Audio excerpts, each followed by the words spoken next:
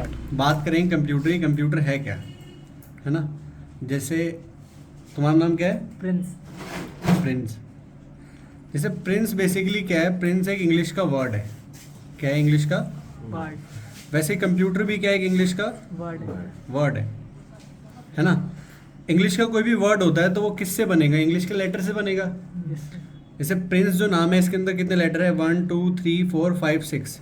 वैसे कंप्यूटर जो नाम है इसके अंदर कितने लेटर है? 1 2 3 4 5 6 7 8। 8 लेटर भी कह सकते हैं, या मैं कह सकता हूँ 8 इसके अंदर क्या है? 8 कैरेक्टर है। क्या है? तो कंप्यूटर बेसिकली एक वर्ड है जो कितने लेटर से बना है, कितने कैरेक्टर से बना है? 8 लेटर या 8 कैरेक्टर से बना है। वर्ड को ना हम लोग स्ट्रिंग भी कहते हैं। क्या कहते हैं? स्ट्रिंग। स्ट्रिंग। जब आप प्रोग्रामिंग करोगे, कोडिंग करोगे, तब आपको ये टर्म सुनने को मिलेगा, स्ट्रिंग होता है। तो string is nothing but a word, और word is nothing but a collection of character. Computer की बात करें, कंप्यूटर क्या है? कंप्यूटर बना है कंप्यूट वर्ड से। कौन से वर्ड से? कंप्यूट वर्ड से, जिसका मतलब होता है कैलकुलेशन। कंप्यूटर कौन से वर्ड से बना है? कंप्यूट वर्ड से बना है, जिसका मतलब होता है कैलकुलेशन। अब बात करें कंप्यूटर की, कंप्यूटर है क्या? तो ये तो आप सबको पता है कंप्यूटर किस तरह का डिवाइस है। Computer is an electronic device. Computer एक इलेक्ट्रॉनिक डिवाइस है जो करता क्या है? परफॉर्म। अब इलेक्ट्रॉनिक डिवाइस तो पंखा भी है, फ्रिज भी है, कूलर भी है, एसी भी है, लेकिन क्या वो सभी चीज कंप्यूटर हैं? नहीं। तो कंप्यूटर इलेक्ट्रॉनिक डिवाइस तो है, उसके साथ साथ करता क्या है? तो कंप्यूटर एक इलेक्ट्रॉनिक डिवाइस है जो क्या करता है? विच कैन परफॉर्म, जो परफॉर्म कर सकता है। क्या कर सकता है? परफॉर्म कर सकता है। परफॉर्म करेगा क्या? ये परफॉर्म करेगा अर्थमेटिक टास्क को। किस टास्क को? Arithmetic task. Arithmetic and logical task को परफॉर्म करेगा। लॉजिकल जो भी है बेसिकली यहाँ पर ऑपरेशंस परफॉर्म करेगा। लॉजिकल ऑपरेशन कैसी स्पीड से? At a very high speed, बहुत हाई स्पीड से इस टास्क को परफॉर्म करता है। अब बात आती है अर्थमेटिक टास्क कौन से होते हैं और लॉजिकल टास्क कौन से होते हैं, है ना। तो बात करें अर्थमेटिक टास्क कौन से होते हैं। अर्थमेटिक ऑपरेशंस को परफॉर्म करने के लिए हमें अर्थमेटिक ऑपरेटर की हेल्प चाहिए होती है। अभी अर्थमेटिक ऑपरेटर कौन से होते हैं? तो प्लस है, माइनस है, मल्टीप्लाई है, डिवाइड है, और ये जो सिंबल है जिसे हम परसेंटेज ऑपरेटर कहते हैं। लेकिन ये कंप्यूटर में हम लोग इसको ट्रीट करते हैं एज अ मॉड्यूलस ऑपरेटर। ये कौन सा ऑपरेटर है? Modulus operator. और मॉड्यूलस ऑपरेटर क्या करता है? मॉड्यूलस ऑपरेटर हमें रिमाइंडर देता है। क्या देता है? रिमाइंडर मतलब शेषफल। और ये जो डिवाइड ऑपरेटर है, डिवाइड ऑपरेटर क्या करता है? क्वोशिएंट देता है। ये क्वोशिएंट देता है। ठीक है। बाकी प्लस माइनस और मल्टीप्लाई तो आपको पता ही है, लेकिन फिर भी मैं लिख दूँ 2 + 4 कितना हुआ? ये हुआ 6। 6 - 3 कितना हुआ? 3। ये हुआ 3। 3 × 4 कितना हुआ? ये हुआ 12, है ना। और 7 / 2 और 7 मॉडुलस 2। ये बेसिकली क्या आएगा इसका आंसर? अगर मैं 7 को डिवाइड करूँ 2 से, 2 × 6 बचा कितना? 1। ये जो 1 है ये है रिमाइंडर। ठीक है, रिमाइंडर। और ये जो ऊपर 3 है ये क्या है? ये क्वोशिएंट। तो बात करें 7 को जो हमने जब डिवाइड ऑपरेटर का हमने यूज करा तो इसका आंसर आया यहाँ 3, और जब हमने मॉडुलस ऑपरेटर का यूज करा तो यहाँ पर ये आएगा 1।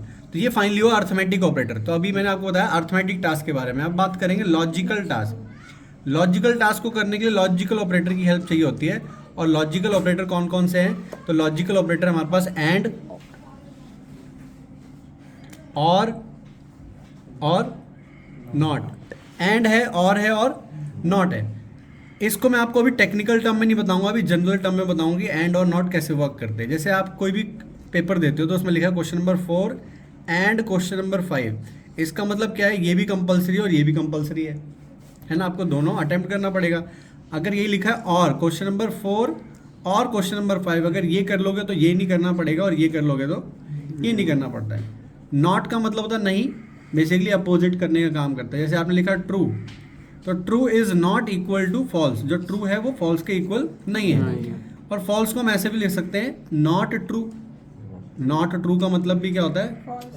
फॉल्स होता है। तो यहाँ से हमें समझ में आया कि कंप्यूटर एक इलेक्ट्रॉनिक डिवाइस है जो परफॉर्म कर सकता है अर्थमेटिक टास्क, मतलब ये सारे टास्क, लॉजिकल मतलब ये सारे टास्क। कैसी स्पीड से? बहुत हाई स्पीड से। अब हाई स्पीड का एक जनरली एग्जांपल है, जैसे मैं आप लोगों से एक सिंपल से कैलकुलेशन पूछ रहा हूँ, आप लोगों को जल्दी जल्दी आंसर देना है।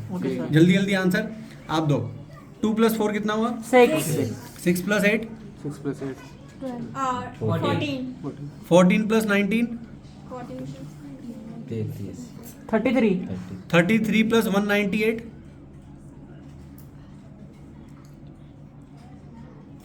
I don't know. तो अब जो भी आंसर आएगा उसमें अगर मैं कुछ और भी ऐड कर दूं, अब आपको टाइम लगने लगा। जब आपने 2 प्लस 4 जब मैंने आपसे पूछा तो 6 बड़ी जल्दी आपने बताया। जब 6 प्लस 8 पूछा था तब कुछ लोग मिस्टेक करने लगे थे। ऐसे जब मैंने आगे पूछा तो लोगों की आवाज़ ही बंद हो गई। लेकिन कंप्यूटर के साथ ऐसा नहीं होता। जब आप यही कैलकुलेशन अगर आप कंप्यूटर से करोगे, कैलकुलेटर पे करोगे, है ना, लैपटॉप पे करोगे, मोबाइल पे करोगे, तो आपको आंसर जिस स्पीड से आपने आंसर लिखा है ना, जिस स्पीड से आप टाइप कर रहे हो उसी स्पीड से आपको आंसर भी मिल जाएगा। तो ये स्पीड होती है कंप्यूटर की स्पीड स्लो नहीं होती, लेकिन इंसानों की हो जाती है। जैसे जैसे कॉम्प्लेक्सिटी बढ़ती है, जैसे जैसे डिफिकल्टीज बढ़ती जाती है, जो इंसान है स्लो काम करने लग जाता है। तो यहाँ से हमें समझ में आया कंप्यूटर बहुत हाई स्पीड से वर्क करता है। अब कोई भी डिवाइस मान लो, जैसे ये पेन मान लो, कॉपी मान लो, मोबाइल मान लो, कोई ना, ये सारी की सारी चीज़ें किसी ना किसी ने बनाई है। ऐसे कंप्यूटर बहुत लोगों ने बनाया, लेकिन एक ही पर्सन का नाम फेमस हुआ और आपको पता भी होना चाहिए। फादर ऑफ कंप्यूटर कौन है? फादर ऑफ कंप्यूटर की बात करें तो फादर ऑफ कंप्यूटर कौन है? फादर ऑफ कंप्यूटर है चार्ल्स बेबेज। स्पेलिंग आपको पता होनी चाहिए, Charles Babbage, CHARLES, Charles BABBAG, Charles Babbage. तो फाइनली यहाँ पूरा हुआ कंप्यूटर की डेफिनेशन की कंप्यूटर है क्या है। अब आपको समझ में आएगा कंप्यूटर क्या है। एक इलेक्ट्रॉनिक डिवाइस, बिजली से चलने वाला डिवाइस जो परफॉर्म कर सकता है अर्थमेटिक टास्क को और लॉजिकल टास्क को बहुत हाई स्पीड से। अब जैसे बच्चों को सिखाया जाता है मेन पार्ट्स ऑफ बॉडी, है ना, बॉडी के मेन पार्ट कौन कौन से हैं। ऐसे जब आप कंप्यूटर सीखते हो तो आपको सिखाया जाता है main parts of computer system. अब मेन पार्ट्स ऑफ कंप्यूटर कौन कौन से हैं? जैसे बॉडी में हम लोग सारे पार्ट नहीं बताए थे। बॉडी में हम लोग कौन कौन से बताते हैं generally? Eyes, ear, lips, nose, ये सब बताते हैं। वैसे कंप्यूटर में भी सब कुछ नहीं बताया जाता आपको। शुरुआत में आपको कौन कौन से कंपोनेंट बताए जाते हैं? Keyboard,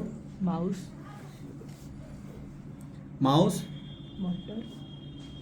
monitor. मॉनिटर की स्पेलिंग याद रखना, MONITOR होता है मॉनिटर, और चौथा होता है CPU। ये 4 कंपोनेंट ऐसे हैं जो सभी कंप्यूटर में आपको मिलेंगे।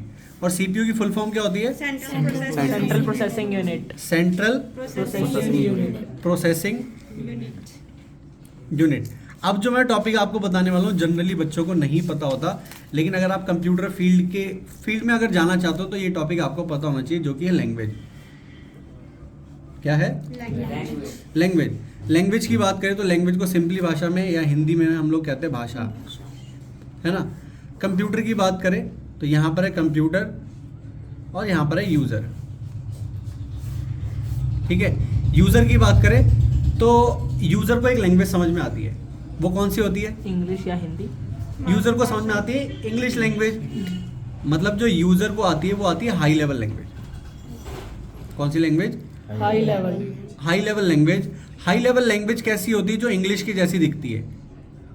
English like language.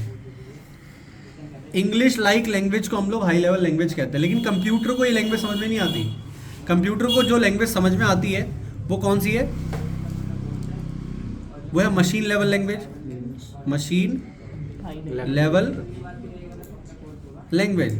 Machine level language को शॉर्ट में हम कहेंगे MLL, और HLL मतलब हाई लेवल लैंग्वेज।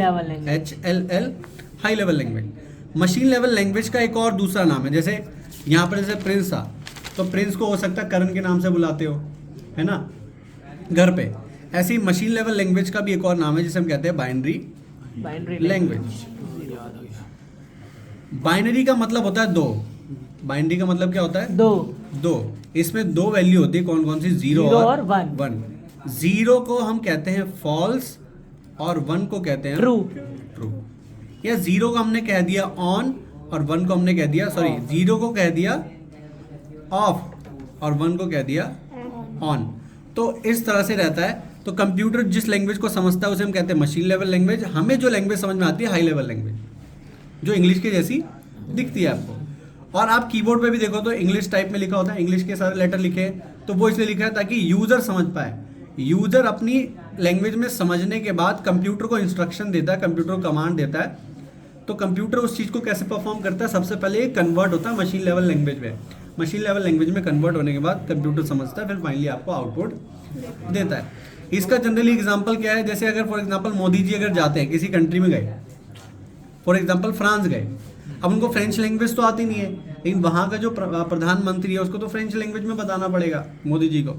तो इनके बीच में, दोनों के बीच में, दोनों जो प्राइम मिनिस्टर है, एक इंडिया के हो गए और एक फ्रांस के हो गए, इन दोनों के बीच में एक ट्रांसलेटर वर्क करेगा जो बेसिकली इंग्लिश को फ्रेंच में कन्वर्ट करेगा, फ्रेंच को इंग्लिश में कन्वर्ट करेगा। मोदी जी भी एक ट्रांसलेटर लेके जाएंगे, ये भी एक ट्रांसलेटर लेकर आएंगे, है ना। वैसे ही कंप्यूटर में भी ये सारा का सारा जो टास्क है, machine language to high level language, high level language to machine level language, ये सारा का सारा टास्क कौन परफॉर्म करता है, एक ट्रांसलेटर होता है, वो अभी हम आगे पढ़ेंगे।